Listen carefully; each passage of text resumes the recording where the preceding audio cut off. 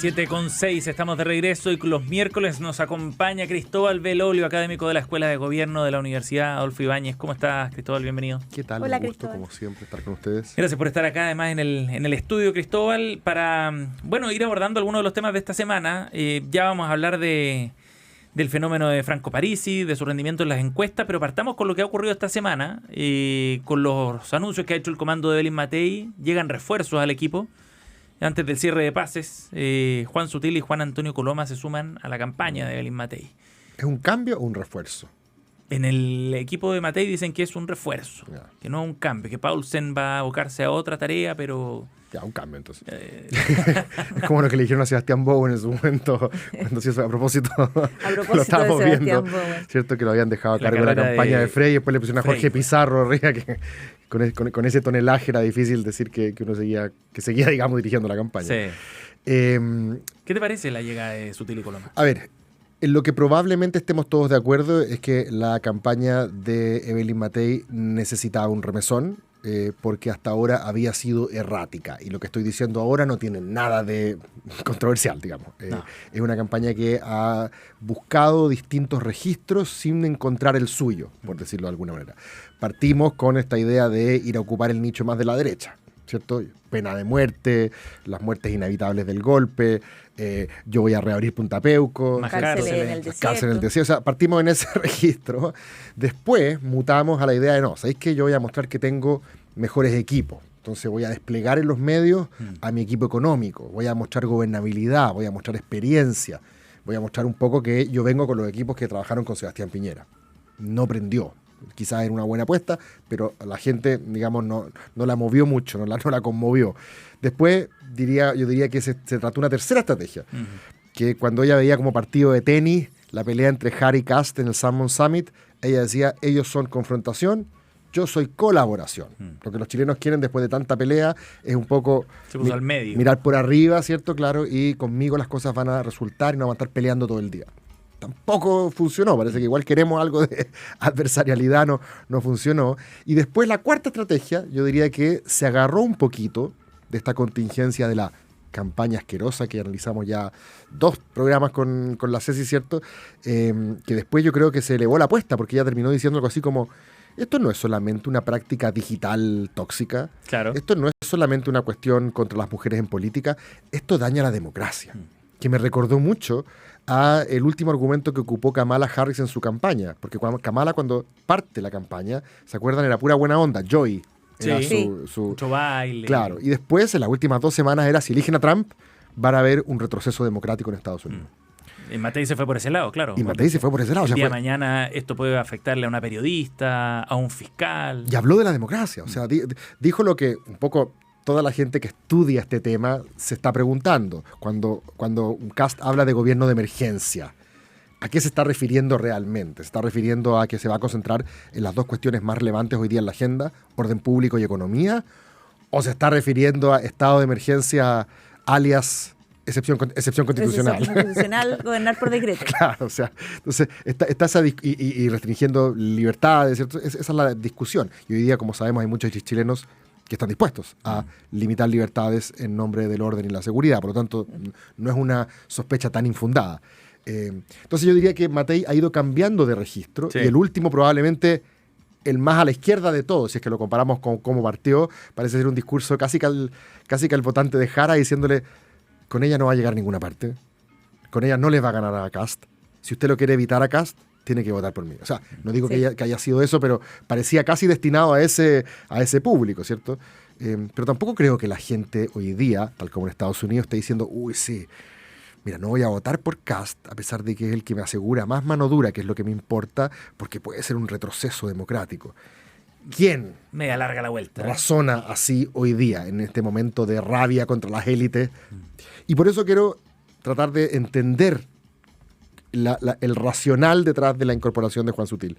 Porque más allá de que sea un empresario, la típica como diatriba, ¿cierto?, que se hace desde la izquierda, de que ellos están como, ellos mandan el buque y le dicen a la derecha cómo debe ordenarse, más allá de esa discusión que también la conversamos acá, lo que me parece interesante es que Juan Sutil, con todos los méritos que pueda tener como empresario, ¿cierto?, como dirigente gremial, no digamos que es una persona que representa al pueblo.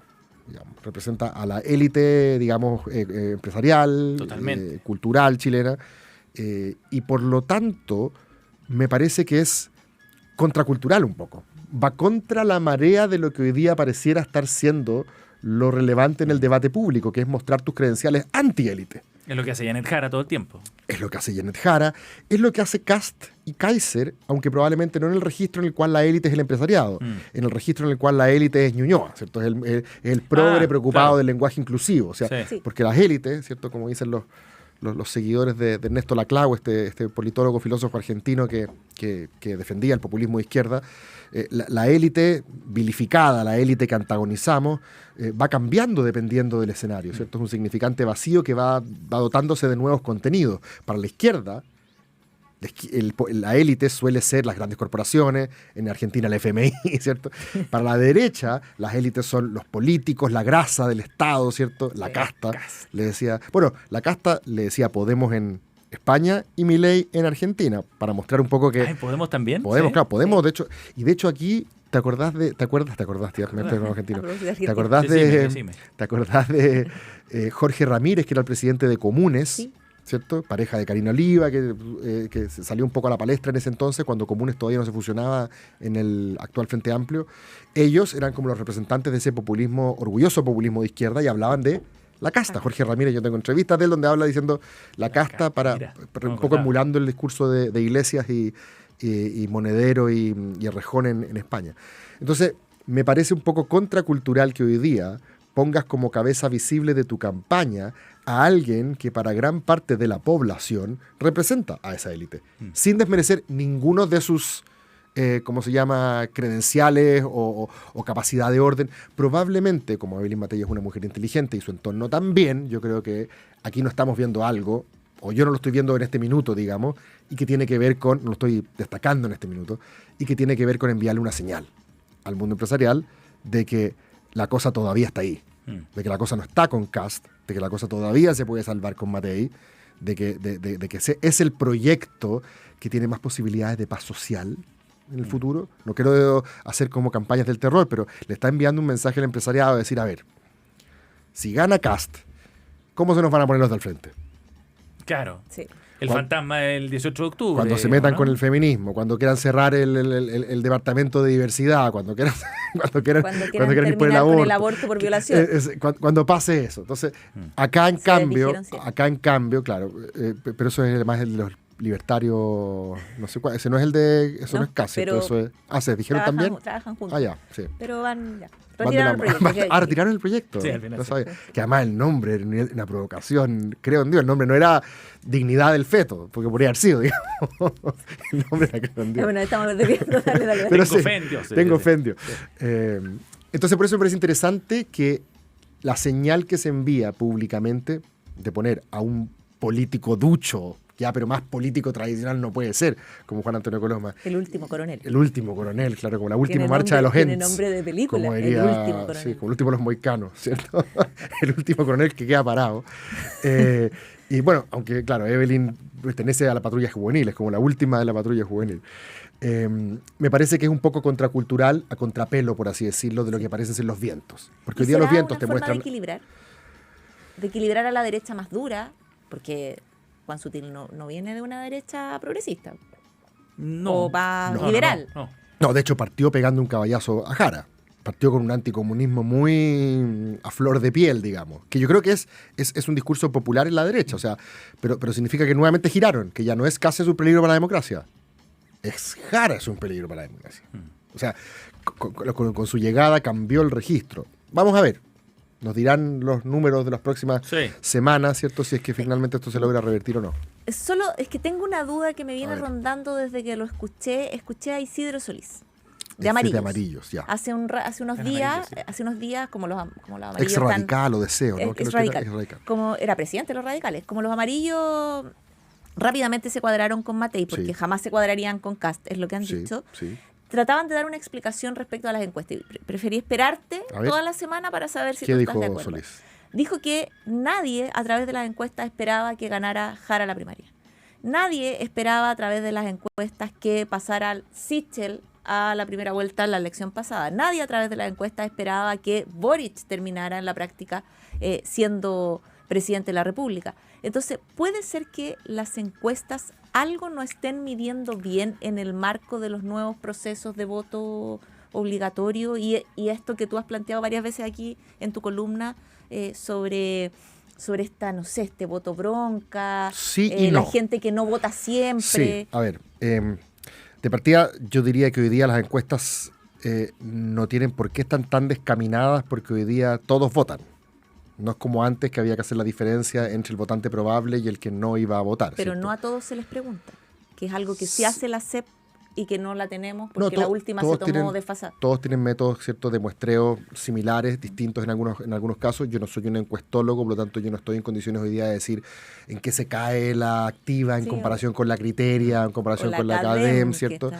Pero lo que yo creo es que mi intuición personal, mi experiencia anecdótica con quien hablé ayer, que mi tía me dijo, que es lo que uno usualmente ocupa como argumento, no puede ser mejor que lo que hace una medición que trata de, ¿cierto?, que tiene ciertos métodos de muestreo estadístico que con cierto margen de error son todas, como dicen los abogados, contestes en los hechos. O sea, si una me mostrara un panorama A, otro un panorama Z, ¿cierto?, y otro un panorama omega, yo diría, bueno, quizás aquí hay un problema. Hay un problema, una está comprada, la otra quizás tenga razón, la otra está subestimada. Pero aquí todas son bastante, digamos, coherentes. Las tendencias son, en el caso de Matei, por ejemplo, son súper claras en todas las encuestas. Y la curva, uno ve la curva y el... Totalmente. Sí. Y tú ves también los resultados que hemos tenido en el apruebo-rechazo de entrada. Claro, se equivocaron en la magnitud, pero le achuntaron al resultado. En el plebiscito de salida, ¿cierto?, ganó el rechazo, se equivocaron en la magnitud, se pensaba que iba a ser por menos, pero todas las encuestas decían que iba a ganar el rechazo. Lo mismo en el plebiscito, el segundo plebiscito constitucional. Boric Kast, es cierto que esa primaria fue un momento en el cual no teníamos muy claro quién iba a ganar.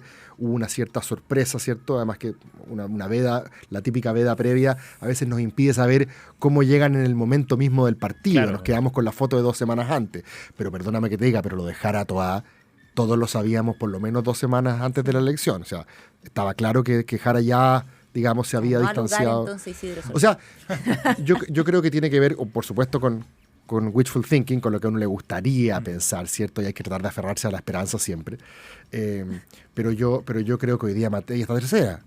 Hay que hacerse la idea de que está tercera y, por lo tanto, construir una estrategia pensando en que es tercera. Porque si tú sigues actuando, que tienes que arriesgar más. Ya. O sea, si el que va primero mira para atrás y dice quiero conservar. El que va tercero y tiene que, por lo menos, rajuñar el segundo para pasar a la segunda vuelta, ¿cierto? Tiene que jugarse un poco más, porque no puede esperar solamente los errores no forzados de los que están arriba, tiene que arriesgar más. Por lo tanto, yo estaría pensando en hacer un discurso mucho más agresivo en el sentido de decir, mira, a ver, ya, ok, esto es lo que hay, esto es lo que somos, ¿cierto? No voy a ver cómo se llama, consejos también pueden ser pésimos, así que no escuchen, pero o sea, creo que la estrategia tiene que hoy día actualizarse, Ceci, a que ya no somos la Evelyn Matei que hace meses atrás iba a ganar la presidencial, sino que aquí somos tercero y por lo tanto esto tiene que ser un poquito más hay que jugársela. Y digo que esto está un poco, yo sé que me iba a preguntar por Parisi, ¿cierto? Que me parece interesante porque es un poco todo lo contrario. ¿Sí? ¿En qué sentido? Parisi es una especie de, ¿cómo lo podríamos llamar? Una especie de populismo liberal, ¿cierto? Una especie de... Y él ha dicho, no me importa que me llamen populista, así que no me voy a, ¿cómo se llama? A milanar, a inhibir, porque yo creo que él entiende que también existe un concepto académico de populismo, y a eso me refiero. Es decir, él navega, él surfea la ola de la rabia contra las élites. Y lo dice tal cual, así que no estoy inventando nada. De hecho, vi lo que dijo ayer en el encuentro con los libertarios, creo, donde él dijo, yo represento la rabia de la clase media, que yo creo que es exactamente a lo que él apunta. Él no apunta necesariamente a representar las clases más populares, ¿cierto? No. Porque además las clases populares, generalmente las clases medias, sienten que tienen beneficios a los cuales ellas no acceden, ¿cierto? Sí. Y tampoco aspira a representar a las clases más acomodadas, porque también les tiene cierta bronca, ¿cierto? Porque lo ningunean, porque lo miran un poco en menos, ¿cierto? Yo creo que Parisi aspira a representar al Chile que es producto de los últimos 30 años, que cree que lo que tiene lo tiene por su mérito y su esfuerzo, y si es que no tiene más es porque hay otros, ¿cierto?, que se pusieron en la cola antes que uno, y de alguna manera celebran el hecho de que uno le gane al sistema. No tiene que ver tanto con la justicia en la distribución, sino tiene que ver con cómo voy yo también en la pará. Y él de un poco lo dijo cuando justifica por qué tiene a Giles y a Maltés en su nuevo equipo, y él dice, son dos personas que le han ganado al sistema. Entonces hay algo como, sé que la palabra winner es media fea, ¿cierto? Pero hay algo ahí como de saber hacerla. Pues, ¿sabes qué? Siempre en las presentaciones que hace ante el público, como que le saca brillo a eso, ¿eh? O sea, hoy día, por ejemplo, en el foro de la que minería organizó la minería en la Católica, haciendo. decía, los felicito porque están condenados al éxito, les dice al público, a la audiencia Claro. universitaria. Ustedes van a ser los próximos gerentes de empresa, los presidentes de una empresa. Es como le incentiva esto de comerse el mundo, digamos. Correcto. Y, Y lo celebra. Y muy self-made men. O sea, ustedes se van a comer el mundo no porque Papito te la hizo, sino porque tú Claro. te la hiciste, ¿cierto? Me siento como en la película del lobo de Wall Street. Es que yo creo que tiene un poco que ver con ese registro, y por eso le llamo un populismo liberal. No es el populismo redistributivo de izquierda, y por eso tiene sentido. No es tan loco posicionarlo como en el ámbito discursivo de la derecha. De hecho, lo que yo escuché ayer, bueno, estaba en el público libertario, digamos, escuché un mensaje casi indistinguible al de Kaiser. Menos nacionalista, digamos, yo diría, hasta cierto punto, porque dijo que le iba a cobrar aranceles a EO, así que hasta cierto punto. Pero ¿sabéis lo que tiene además que es interesante? A diferencia de Kaiser, a diferencia de Jara, que también tienen otro tipo de populismo, a diferencia del de Kast, que tienen otro tipo de populismo en el sentido que, me explico, despliegan una narrativa adversarial contra las élites, distintos tipos de élites, y aspiran a representar al pueblo. Kast no le llama al pueblo, le debe llamar a la gente, ¿cierto? Los chilenos. Los verdaderos chilenos, como decía Beatriz Hevia, claro. Pero en el caso de Parisi, hay algunos estudiosos que a esto le llaman el tecnopopulismo. ¿Ya? ¿Por qué? Porque en principio uno pensaría que tecnocracia y populismo son enemigos jurados, ¿cierto? El populismo es todo lo que el pueblo quiera, ¿cierto? A pesar de que sea técnicamente poco factible, ¿cierto? Irresponsable incluso, porque sencillamente el pueblo lo quiere. Y la tecnocracia supuestamente es, no me importa lo que diga el pueblo, la solución correcta la tienen los que saben, los técnicos, los científicos. En base a datos, estudios. Correcto. Entonces, en principio uno tiende a pensar que son dos adversarios, tecnocracia y populismo.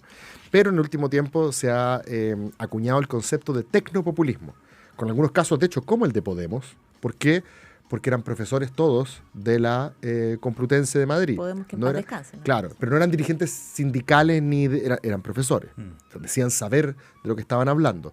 El caso incluso de Macron se ha dicho que es una especie de tecnopopulismo, porque es muy personalista, se conecta directamente con la gente, pero a partir de un cierto conocimiento técnico que él habría tenido como economista, etc. Y algunos hablan incluso del caso de Cinque Stelle en Italia, porque explota las redes y la tecnología para, ¿cierto?, que un poco lo que hizo el Partido de la Gente, sí. Se parece mucho a Cinque Stelle en ese sentido, Sí. para encontrar un poco la voluntad del pueblo a través de mecanismos directos que utilizan las nuevas tecnologías. Y Parisi, cada vez que habla, aparte de tener un típico, digamos, rasgo de los populistas, que es decir, las cosas son mucho más simples de lo que realmente son, ¿cierto?, y de alguna manera criticar la intermediación que hacen los parlamentos, los partidos, los comités científicos. ¿Por qué? Porque yo ya sé lo que hay que hacer. Esto se hace así. Es fácil. Esto es fácil. Esto es Lo fácil, hacemos en un pero día. porque yo sé. Que no es el mismo discurso, para que te haga un contraste. Sí. Cuando se estaba discutiendo, creo, el cuarto o quinto retiro, ¿cierto? Estaba Alinco sentado frente a Marcel. Marcel representando al tecnócrata y Alinco representando Marcel, al populista, presidente del Banco ¿cierto? Central Claro. del No, ya era ministro. Ah, ya era Ya era ministro. Y Alinco le dice, y usted, ministro, nosotros votamos por el presidente Boric. Tanto, como le dice Alinco, tanto conocimiento acumula el ser humano que pierde el sentido común. Como diciendo, todo lo que usted sabe de macroeconomía, después habrá tiempo para la macroeconomía. Eso Claro. le dice Alinco a Marcel, y Marcel se agarra la cabeza. Ahí tienes un diálogo entre un populista y un tecnócrata, Claro. por decirlo de alguna manera. Parisi trata de combinar ambas cosas. No dice que esto es puro sentido común. Él dice, pues esto yo lo sé, se sacaba el cálculo. Claro. Y se le saca brillo a su A experiencia. sus credenciales como economista. Como economista, claro. experto financiero. Y- Fue decano de economía. Sí, claro. Bien. Y de hecho, a propósito de esta idea como de hackear el sistema, no nos olvidemos de que tuvo una alianza estratégica con Felices y Forrados, que en su momento lo que quería no era derrumbar el modelo, sino ver cómo te podías de alguna manera aprovechar del modelo. Claro. Entonces, por eso creo que no hay que ubicarlo en el ámbito ideológico de la izquierda, sino más bien, no un discurso de cambio estructural, sino más bien de aprovechar el sistema y ver cómo podemos nosotros mejorar nuestra posición individualmente considerados. Y en el Comando de París están muy optimistas, ¿ah? Dicen que van subiendo, que lo ven en los eventos, que están recorriendo en terreno, a diferencia de la campaña anterior que estuvo desde Estados Unidos. Y él como personaje Mira. genera cierta atracción. Hay que verlo, hay que verlo. Todas las promesas hay que justificarlas, multar a quienes no se realicen exámenes como mamografía entre sus propuestas. Sí. ¿Cómo se llega a hacer eso? Bueno, no sé, él sabrá. Van a hacer noticia, por lo menos. Todas sus propuestas van a ser noticia en los próximos días. Bueno, pero nos obliga a hablar de él, ¿eh? También, ¿Quién pues, está hablando en las propuestas de Matei ahora? No hay Estamos ni hablando buena de ni París, mala sí. publicidad. ¿Ah? Cristóbal Belolio con nosotros. Gracias, Cristóbal. Gracias a usted.